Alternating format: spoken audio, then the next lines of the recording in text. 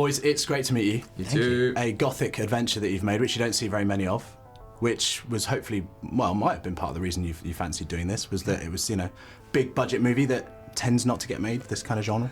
Yeah, absolutely. And I think, to me, what was exciting with it was, we didn't have a huge budget, but it was a studio movie, and it's pretty big. And to have a studio movie like that is kind of like a rollicking adventure and action-packed and loads of cool monster stuff, and also have this sort of good intellectual debate about science and technology sort of going on in the background was that seemed rare and unusual to me. And lots of theatrical yelling as well, which I like very much.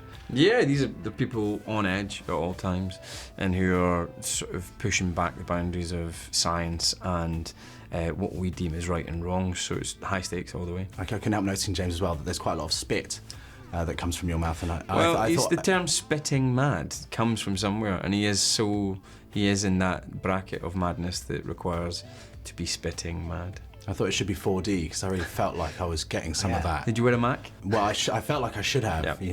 I think someone might have just squirted their water at the wrong time. Did you get any of it in your face, Daniel?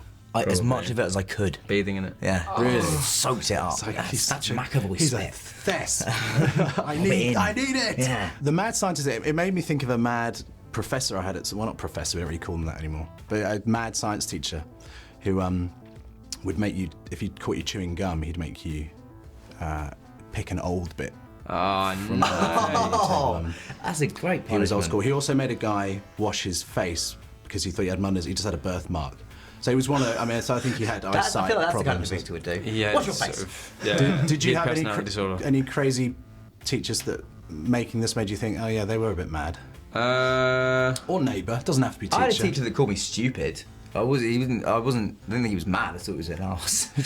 Yeah, or accurate. But no, not at all. And then I did have one science teacher who accidentally once, I remember, I don't know what happened, but he'd left one of the gas taps on, and he did lit a Bunsen burner, and this jet of flame shot across the room. That was quite exciting and unintentional. The unintentional bit is that, you don't want to get your eyebrows singed. Well, I could do with it. That kind of thing, mate, and it takes all kinds of people.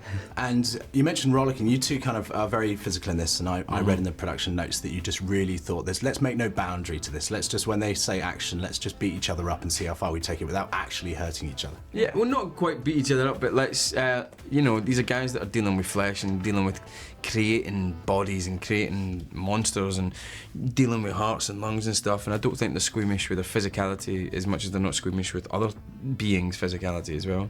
I was quite glad that they let us be in our bodies as well as be concerned intellectually with the bodies of reanimated zombies.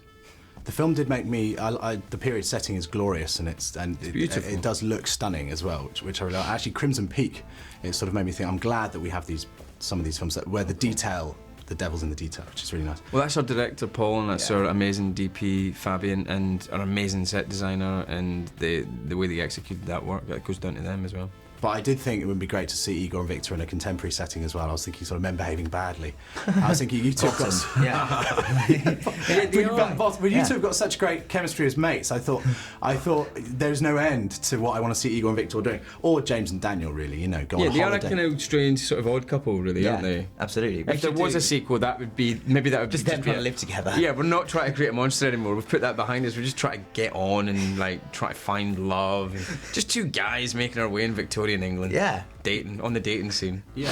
Just drinking beer, trying to or maybe using all that scientific knowledge to try and create something that's completely pointless, like trying to create some kind of home jacuzzi for watching the TV, or... What, the Victorian equivalent of, modern apps? Yeah, the Victorian equivalent of a sort of man cave where you'd have, arcade machines or a pool table, stuff like that. I feel like that's what you've kind of got. It's sort of like the downstairs in his place in the film is kind of like a Victorian man cave. Just that's what you do in Victorian times for fun. It's just dissect things. I assume everyone was doing it. That big, massive kinetic electric motor that we've got in the middle of my laboratory is just to power the reclining sofa. And if you two, in the film, you're creating a monster, but let's think about what you would create if you two could have, you have this little thing you're making, it's got a blanket over it, but it comes to life and it can actually help you out doing the kind of stuff that you two find really inane and boring and tiresome. Don't say interviews, please. Oh, mate, you've done it. You've done it.